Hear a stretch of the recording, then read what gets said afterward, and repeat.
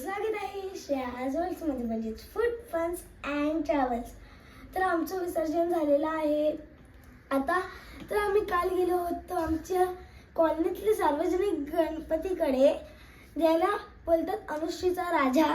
तिकडे खूप भारी डेकोरेशन होतं आणि सर्व लोक आली होती. काल माझ्या पप्पांच्या सेक्शनची सर्व लोक आलेली.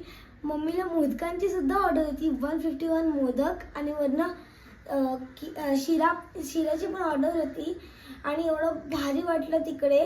तुम्हाला मी व्हिडिओ दाखवते, चला तर मग बघूया. आणि डेकोरेशन कसं वाटलं ते नक्की सांगा.